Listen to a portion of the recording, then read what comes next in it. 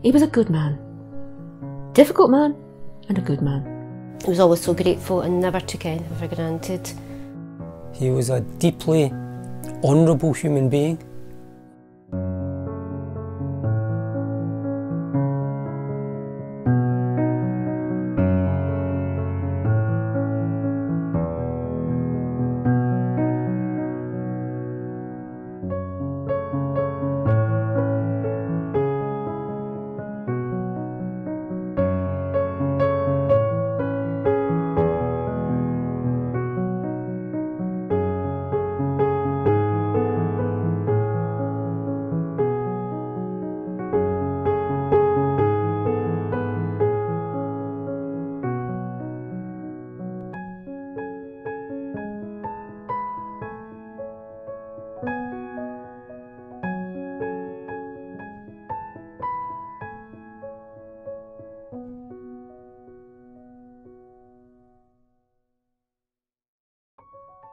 My father was born in Poland in September 1922, and it was only 4 years after Poland had regained its independence. Where he was born was in a little farm in a place called Maćkovce, near the cities of Lwów and Łódź, in what's now western Ukraine. Akurat zakładana była osada, bo mój ojciec był legionistą i za swoje wyczyny dostał działkę. No więc on był pierwszy, który się urodził w rodzinie. Potem jeszcze przyszły dwie siostry. Ja jestem najmłodsza. So he grew up and was born into an area which was trying to rediscover itself in a way after the First World War. And Dad's family, particularly on his father's side, but also on his mother's side, had been very much in favour of trying to regain Poland's independence. Brat skończył szkołę powszechną i ojciec go wysłał do gimnazjum państwowego w Łódzku. Na święta przyjechał ze świadectwem. No, na świadectwie była niestety dwója z języka ukraińskiego. Ojciec był zszokowany, jak to ty się uczysz ukraińskiego, tak? I to jest przymusowy i ja nie będę się uczyć tego języka, dlatego że powiedziałem im, że tatuś walczył o wolność Polski, no i po ukraińsku nie będzie mówić. Dad grew up in this patriotic household which saw things very much from I would say a progressive, enlightened but very Polish perspective. So they were all in favour of the multicultural nature of Poland and friendship with Ukrainian people, with Lithuanians, with Czechs who were in the area, Slovaks were in the area, and with the Jewish population, but always from a perspective of this is Poland, which of course makes all the difference. W 1939 roku naturalnie wybuchła wojna. Do nas, przyszli ci Rosjanie, ale zanim doszli do nas, jeden Żyd podszedł do mego ojca i mówi: panie Stepek, pan musi uciekać, bo pan jest na liście do zamordowania. Na drugi dzień przyszedł Ukrainiec z 2 pistoletami i mówi: panie Stepek, ja pana przeprowadzę przez granicę, bo pan nie zna języka, a ja sobie dam rady. No i udało im się. The following month though, so that was January 1940, the following month was a mass campaign of deportation. The evening of the 9th of February they were told to stay at home, to pack their belongings, some belongings, because they would be asked to do labour for the Soviet war effort and the Soviet economy. And so they did so, and the following morning, 2 o'clock in the morning, they were woken up, gunpoint, and told they had half an hour, get everything together, be in the cart and follow the others and go to the nearest train station. And so they did that, but one Russian soldier said to them, take as much as you can and take warm clothing, you know, so he was trying to help which again for me is an incredibly emotional and poignant act of compassion. And then they were taken to what is commonly called in Poland Siberia, and it's not actually Siberia where they were taken, it's northern Russia in Archangel region. It took 3 weeks, so from the 10th of February to I think it was the 1st of March, the locals said to them in a kindly fashion, you know, here you are, here you'll stay. I mean, he said that to me, he said that right from day one. He said he was going to survive, and when people told him, you know, they were all going to die in Siberia, he said, I never believed it for a minute. So he was told that he was going to be cutting down the logs, and that was one of the dreaded jobs. And he said, I'm trained as a joiner, a carpenter, which he wasn't.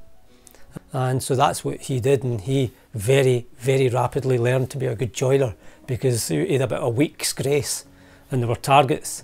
And he learned from a book, I think, at school about Thomas Edison, and he had been told that if you split your labour, if you made a whole lot of the seats for the chairs, and you made a whole lot of legs afterwards, that eventually that would end up making more than if you tried to make a stool, then another stool, then another stool.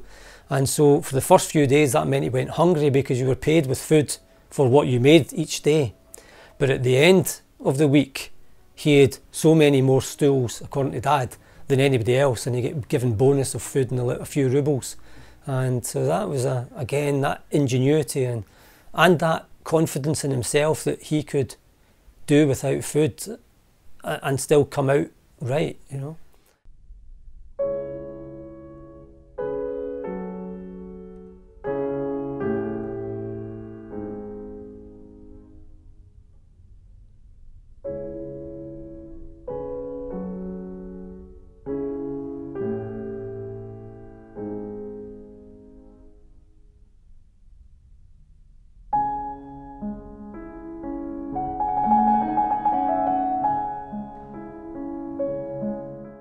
And so it was early September that the family were told that they were free to go, September 1941.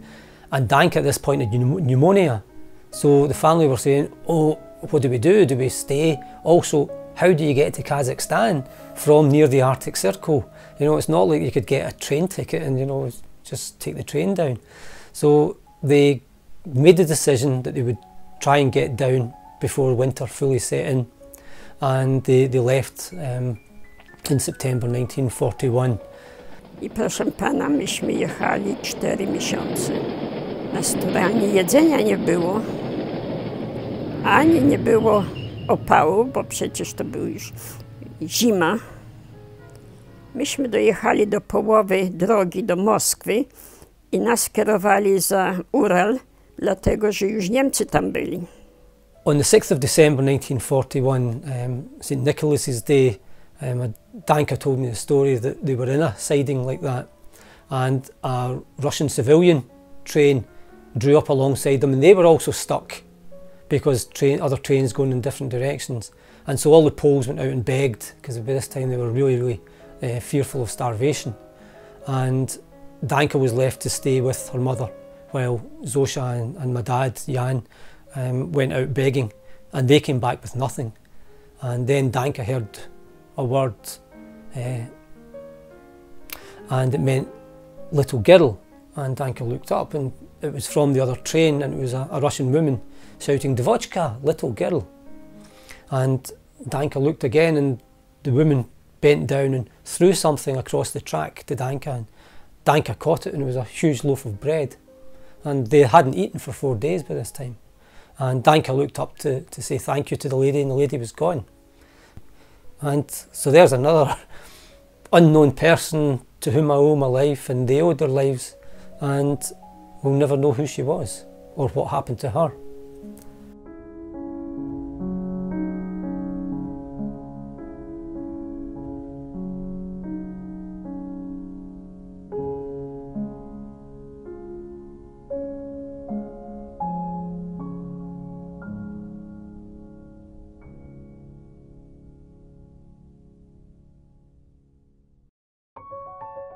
And that's all they were told, go to Kazakhstan, you know. So all these villages and collective farms had thousands upon thousands of refugees converging on them.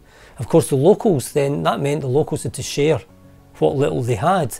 And so some gave and some were angry at being the imposition of these hungry, starving foreigners. But Danka remembers and Dad remembers people giving them, you know, little pancakes or soup. My dad then found that Polish troops were nearby and he could go and recruit with the Polish army. But that meant leaving his family, so it was his mother who said, go, whatever happens to us happens. And he never saw her again. So that was a major life decision. Dad was 19 at the time. And so Dad joined the Polish army at Kermeny in Kazakhstan and immediately fell ill with typhus. And so when they left across the Caspian Sea, Dad was with about another 80 to 100 typhus sufferers who'd joined the army under the care of a doctor. He said his bed position was put beside the morgue because they expected that's where he was going. Unknown to him, his two sisters and his mother had also been taken to Tehran, the two girls together, both seriously ill, and his mother in another hospital, unknown to the girls as well. So now the family were in 3 different places, all in the same city, all in hospitals. And Danka got well enough and found out that where my dad was and went to visit him. But this time he had to bring the news that his mother had died. She was 40. And the official explanation was starvation and exhaustion.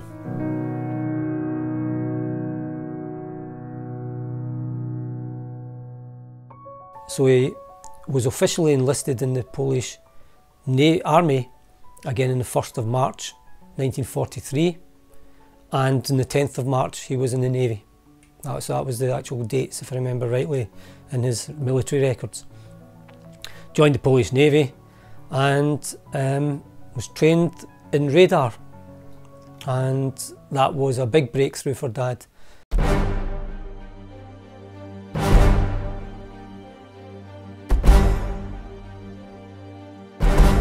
He was enlisted in the Polish Navy and then was in the war, and that was in the Krakowiak initially, which saw action, liberation of the Greek islands, the Dodecanese islands, then Sicily, then up the coast of Italy. They were shelling, it was a destroyer, so it was shelling the enemy troops from the sea and engaging with the enemy warships. And so when Monte Cassino, the famous Polish engagement there, my dad's ship was off that coast shelling. Then they had to go back, and that's when something miraculous happened, where he bumped into his two sisters. They were reloading for supplies in Haifa in present-day Israel, then part of Palestine, and they were given shore leave while that was happening. Bumped into some Polish girls there, and Dad's only 21, 22 at the time, so you get chatting away, and how did you get here? And they said, well, we came via Siberia, via Persia, and Dad was saying, yep, this happened to my sisters as well. I don't know if they're alive, they were seriously ill. My mother died, I don't know what's happened to my dad. And the girls said, what's your name? Janek Stepek. And Stepek, we've got 2 Stepeks in our school here. Dad was given shore leave to go and see if it was them, and found his sister Zosha, and she was well enough to take him to the hospital, the dormitory, where Danka was ill again, and they were reunited. Myśmy z bratem byli jak bliźniaki. Myśmy się tak dobrze rozumieli, jak byliśmy dziećmi. Brat zawsze mnie brał wszędzie. Właziliśmy na drzewo na jednej gałęzi i spadaliśmy z tej Na wiosnę szliśmy na dół. Tam taki potok się tworzył, ale tego. Błoto zaczepiało bajory, myśmy to odsuwali, przychodziliśmy brudni, ale z bratem wszędzie byliśmy. Dad took part in the Normandy landings.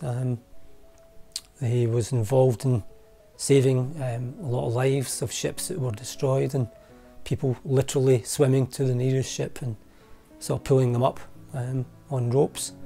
And he remembers enemy people being shelled and screaming, and he said at that point he realised that you might be fighting an enemy but these were human beings, and he said at that stage any sense of revenge just left him. Yesterday morning at 2:41 a.m. General Jodl, the representative of the German High Command, and of Grand Admiral Dönitz, the designated head of the German state, signed the act of unconditional surrender of all German land, sea, and air forces in Europe to the Allied Expeditionary Force. Then the war ended, and the big question was, what do you do now?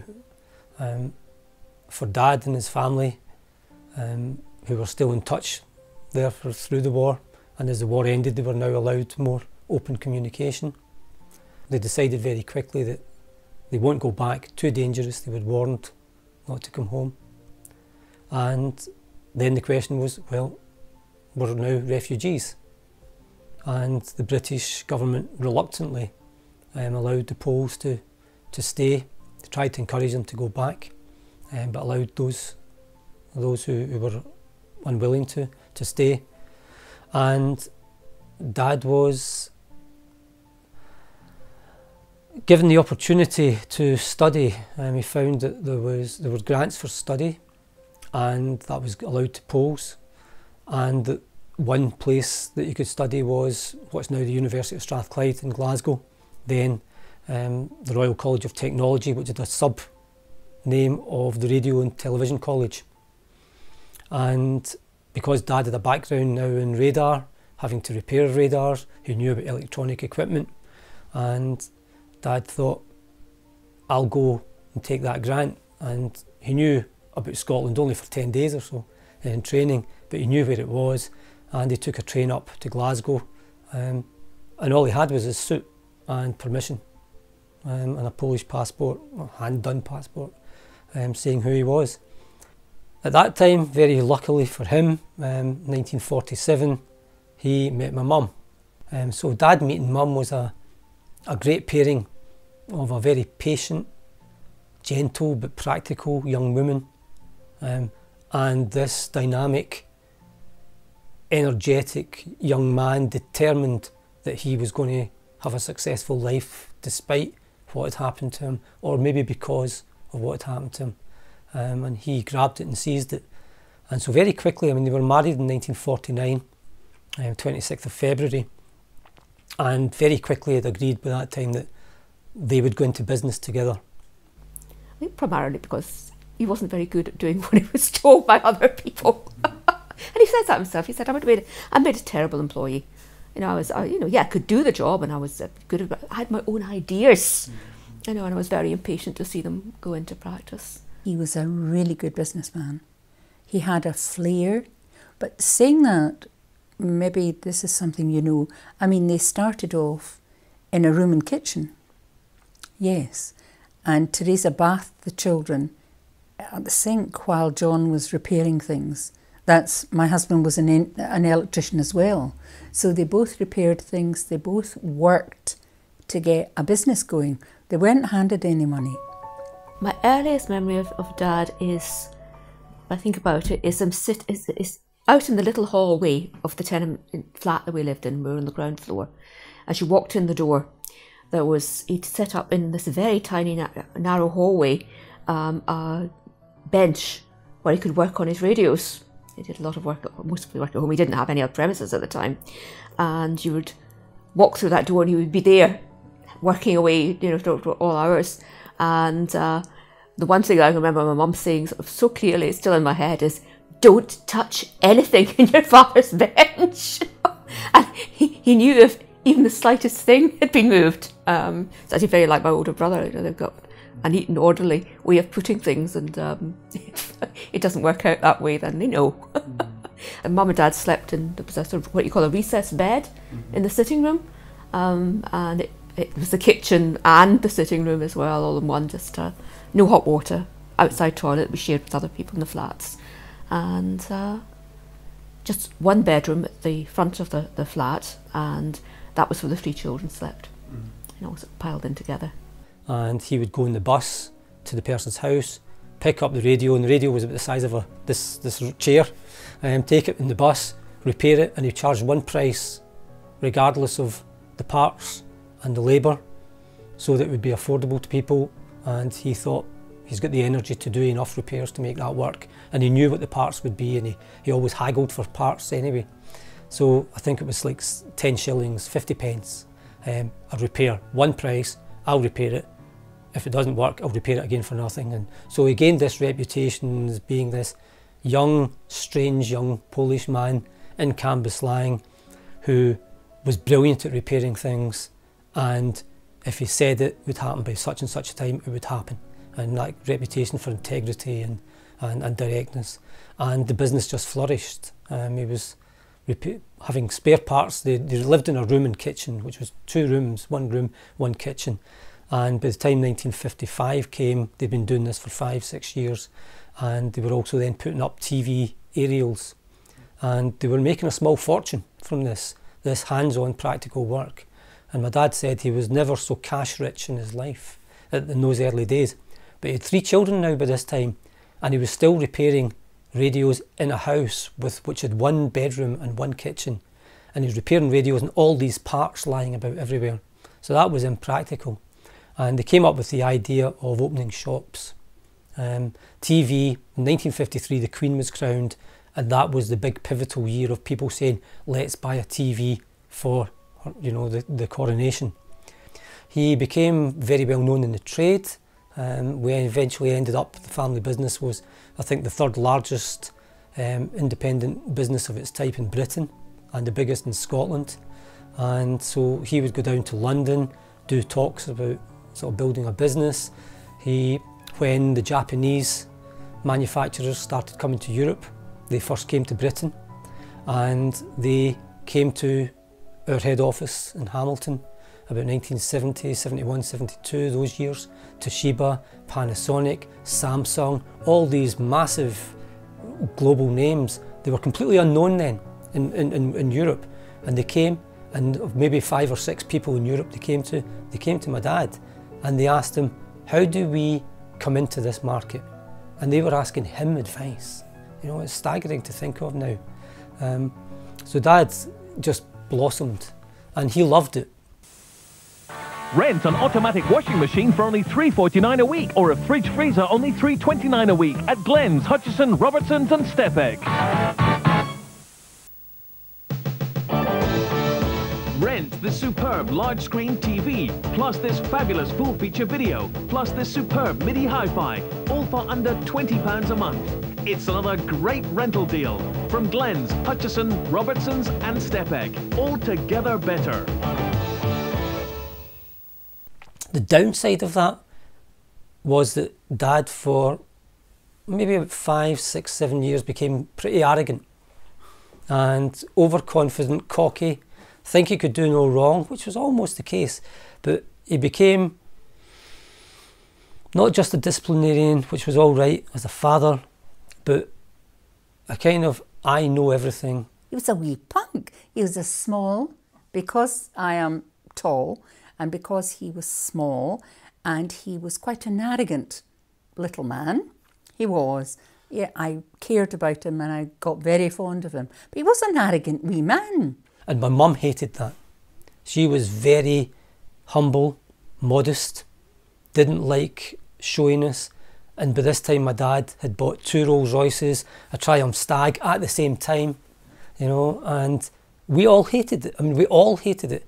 When we were driven to school or something, given a lift by my dad, we would sink down in the chair so that nobody would see us in the Rolls Royce. Because it obviously had all of us, he put a plank of wood in the back of it, so that he could get more of us in. So it was like almost like the way a taxi is in the back. So we'd all sit in this, and it wasn't polished, would let me tell you. So we had benches. The only family in the world, I think, who had benches in the back seat of a Rolls Royce, a classic Rolls Royce. I know it was said, we all piled in to go to Mass on Sunday. And people would gawk. It's this beautiful Rolls Royce, sort of pulled up outside the church. And people would laugh as we all got out, because it was like one of those sort of, how many people can you pack in a car?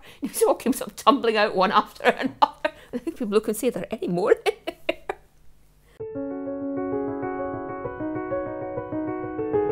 In 1969, Dad was approached by some of the directors at Hamilton Accies, which was a major part of his later life. Club fell on troubled times in the late 1960s, and Jan was one of 4 local businessmen that came in to get involved with Hamilton Accies and try and rescue them with some financial resources.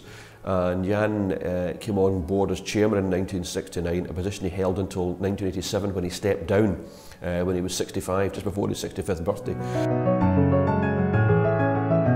In the summer of 2000 to oversee the move to the new stadium that we're in here just now in Hamilton, and he remained as chairman on the board until late 2002 when he stepped down for a second time. It's important to football itself, but probably even more important to local people. They have something worthwhile to focus on. Every tribe has its mascot. And having come on board, he came in with some innovative ideas, which were not just a first in Scotland, but a first in Great Britain at that time.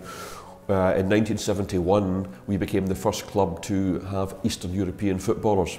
Jan Stepek miał ze względu na kontakty handlowe z Polską dobre dotarcie do władz sportowych zarówno Polskiego Komitetu Olimpijskiego, jak i Górnika Zabrze, i udało się sprowadzić właśnie do Szkocji 3 polskich piłkarzy: Romana Strzałkowskiego, Alfreda Olka i Witolda Szygułę.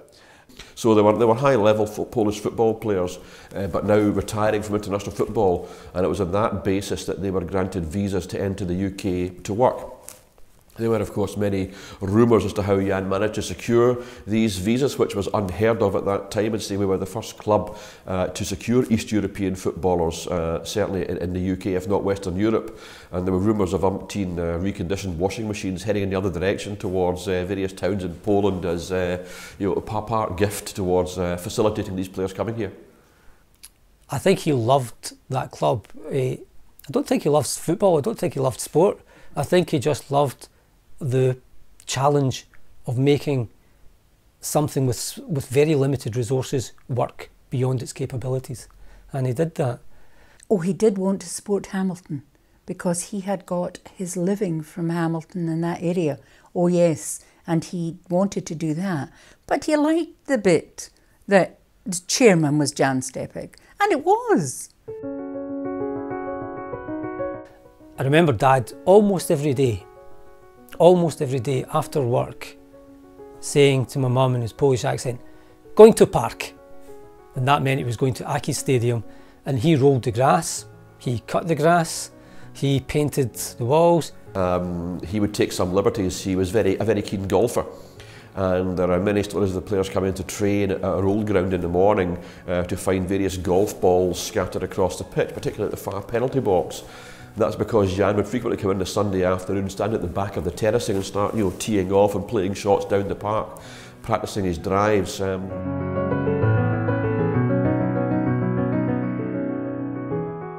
he became a reasonably high-level golf player, and he won a lot of tournaments, amateur tournaments. And how he did this and run a football club and run a business, it was a remarkable testimony to his energy levels. I never saw Dad tired, and he said he was never challenged, which is a remarkable thing.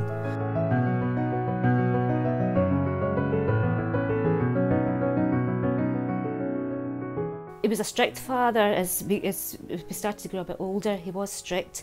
Never really, to me, I have to say, he was, I think just his presence was enough to keep us under control.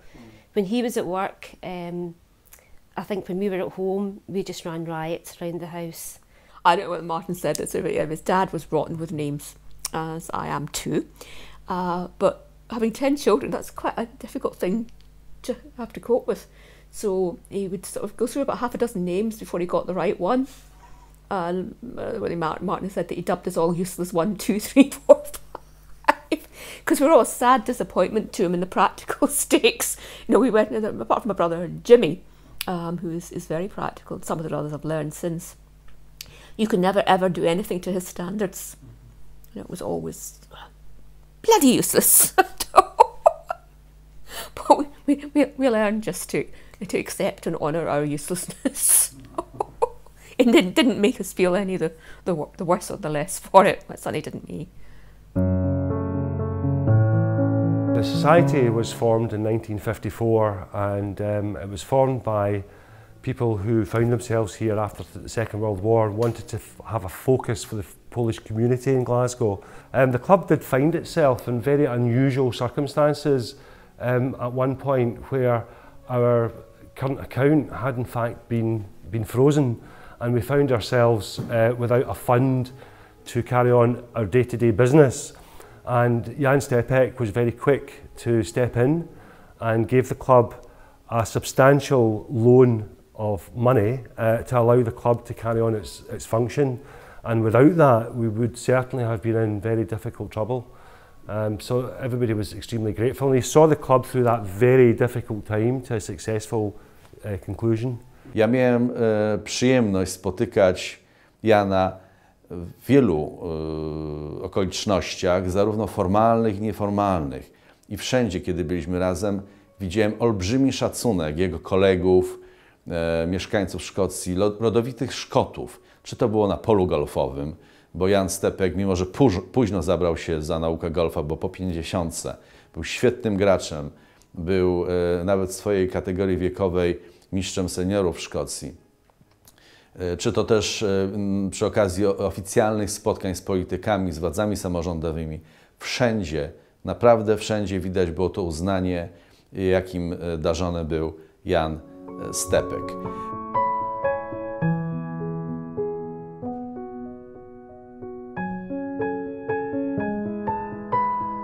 A kind man, and he would have done anything for anybody that needed it.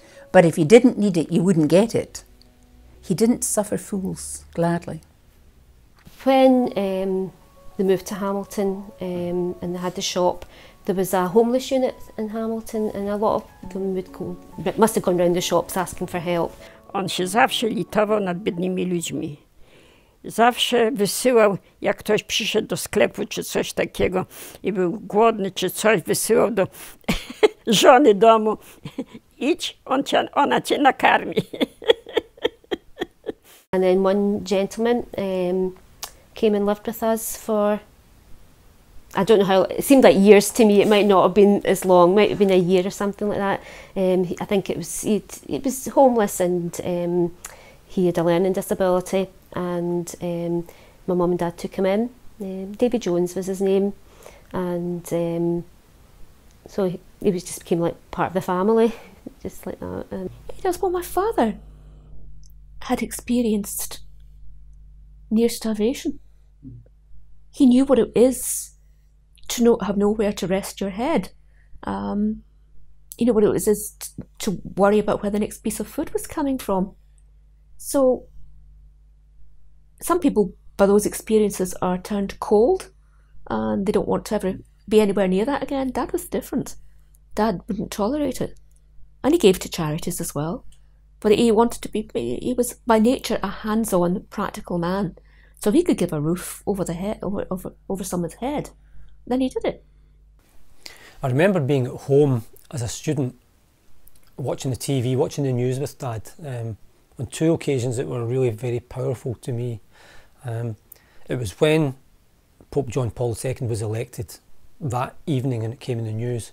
I remember Dad saying to me and looking to me and saying, "Martin, this changes everything." You know, that's really powerful. You know, I was probably 17, 18 at the time. I thought, whoa, right? Because Dad didn't make statements like this, you know.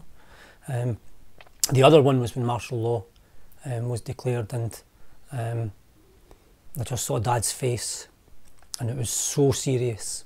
During the martial law when there was a committee formed in Glasgow called Scottish Aid for Poland, and Mr. Stepek was very much involved in that with Law Professor Michael Kelly then, and he was very much involved with that, looking for gifts or medicine, which we went by tiers to Poland. I personally went one of the first tiers to Poland, to Warsaw, Gdańsk and Krakow.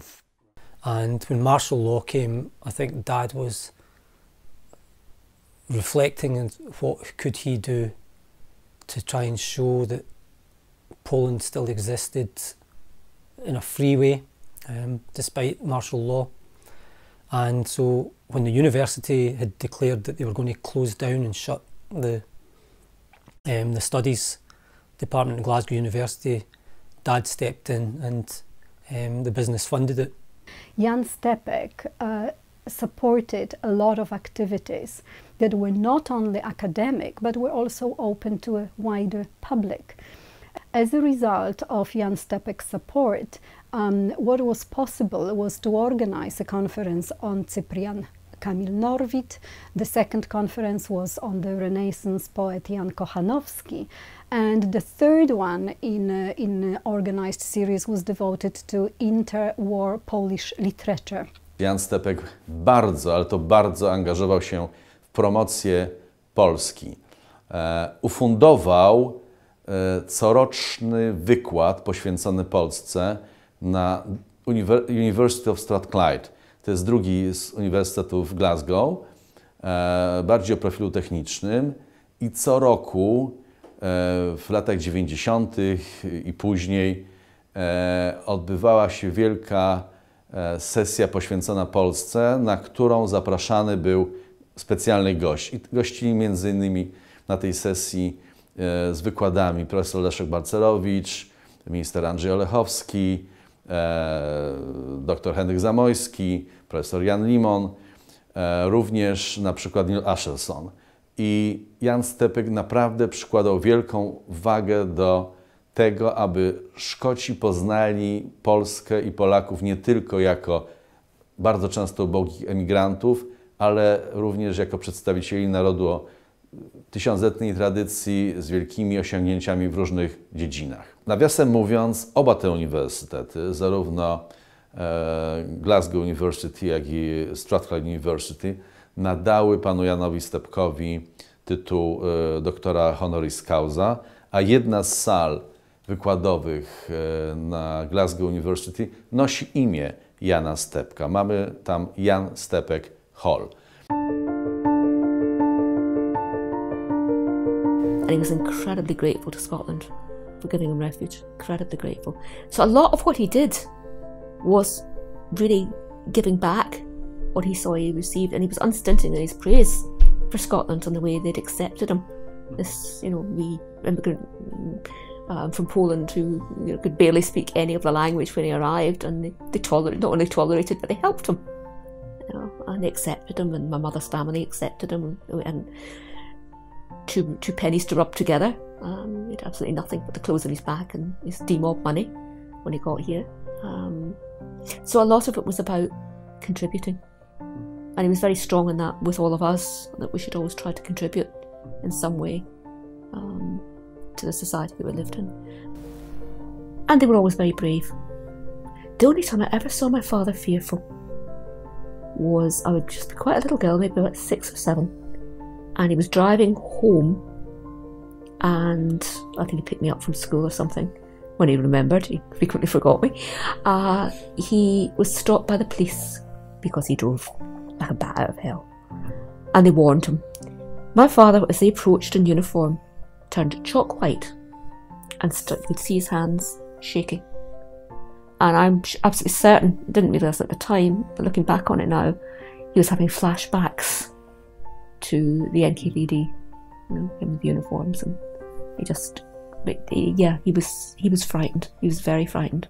That's the only time I've ever seen him afraid. But then in 2000, 2001, both those years he had strokes.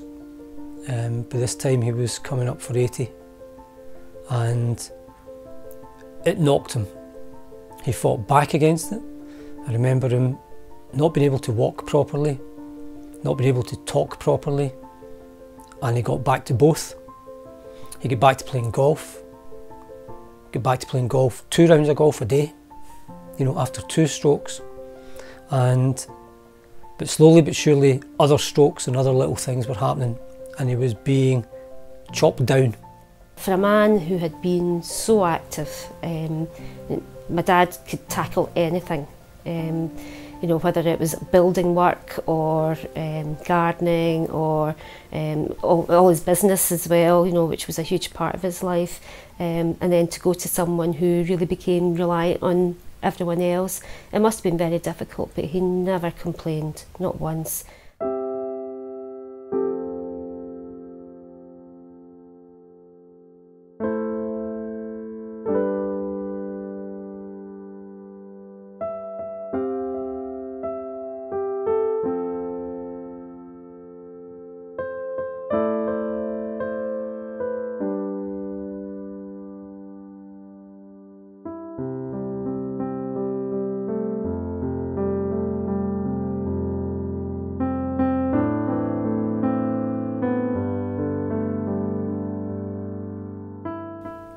And then he died. It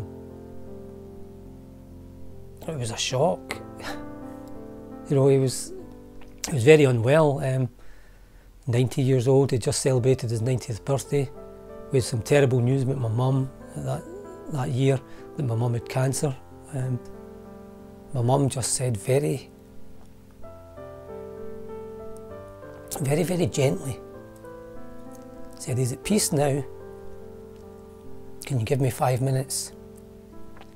And we were all out, crowded in this small room in the hospital. And we all went out, and Danka turned round to go out, and my mum just took her arm and said, "Not you."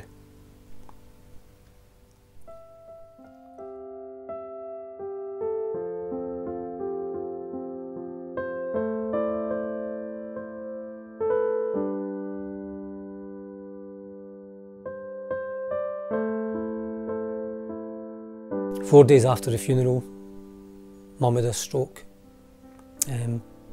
went into a semi-coma, taken to hospital here in Myers again, and she died within 4 weeks of Dad dying.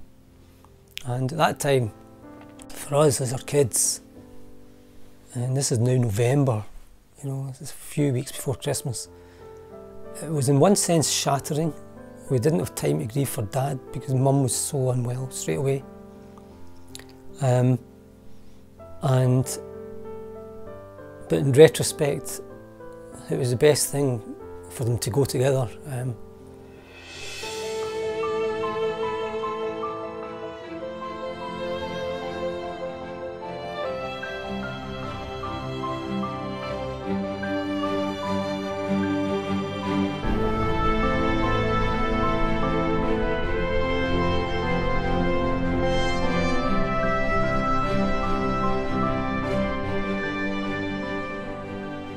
He worked entirely by instinct, and this was part of it. The kindness and the giving and the caring was as instinctive as the way he did business.